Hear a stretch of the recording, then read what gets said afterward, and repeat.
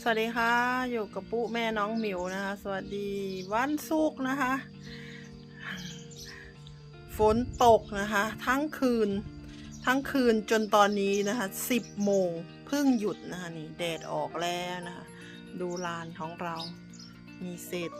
กิ่งไม้นะคะมีน้ำเนาะลานเปียกนะคะฝากเข้ามากดไลค์เพื่อเป็นกำลังใจให้ปุ๊แม่น้องหมิวด้วยนะคะก็อยู่เมาะแม่ไปนะคะฝนตกแล้วก็ไฟดับนะคะคลิปนี้ก็น่าจะเป็นคลิปที่3นะคะแต่ไม่รู้ว่าจะได้ลงตอนไหนนะคะเนื่องจากว่าไฟดับเน็ตส่วนตัวก็คือเน็ตโทรศัพท์ช้ามากนะคะ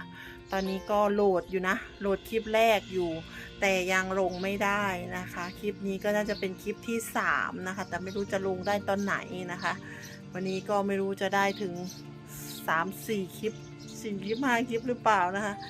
ก็ฝาก FC คอยติดตามและรับชมให้กำลังใจนะคะดูคลิปอย่างน้อย5 นาทีนะคะคลิปนี้ก็จะเป็นคลิปในการทำงานเนาะเดี๋ยวไปกวาดเนาะน้ำขังนะคะกันทำความสะอาดลานองค์ปู่เหมือนเก่าเหมือนเคยนะคะวันนี้ทำอะไรอยู่ที่ไหนไปไหนบ้างนะคะเดี๋ยว FC ก็คอยติดตามแล้วก็รับชมเนาะเปิดทิ้งไว้เพื่อเป็นกำลังใจให้ก็ได้นะคะไม่ต้องดูเปิดทิ้งไม่ข้ามโฆษณานะคะที่สำคัญนะคะอย่าลืมสินค้าบริษัทมูลโอมโฮมซับกันด้วยนะคะสั่งกันเข้ามาเพื่อเป็นกำลังใจให้ลุงให้ป้านะคะลุงป้าก็ค่าใช้จ่ายเยอะนะคะไหนน้องจะไปเรียนด้วยนะคะก็ปะเดี๋ยวเราไปทำภารกิจกันนะคะทำส่วนไหนได้หลังฝนตกแล้วเกิดอะไรขึ้นอะไรจะขนาดนี้นะคะปะเดี๋ยวเราไปทำกันโอ้โหดูรังนก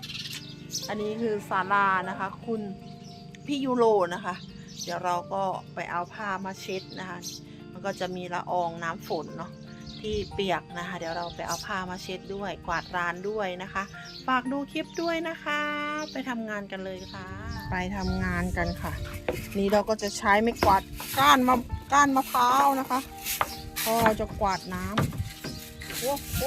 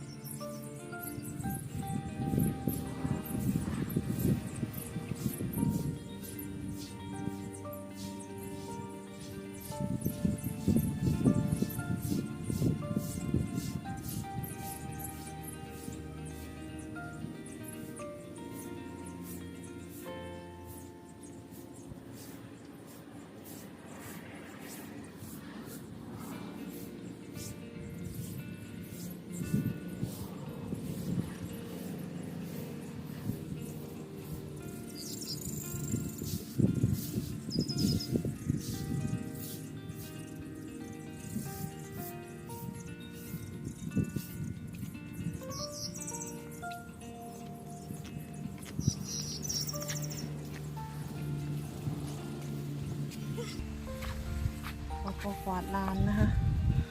รอบๆฝากกดไลค์เป็นกำลังใจให้พวกแม่น้องหมิวด้วยนะคะ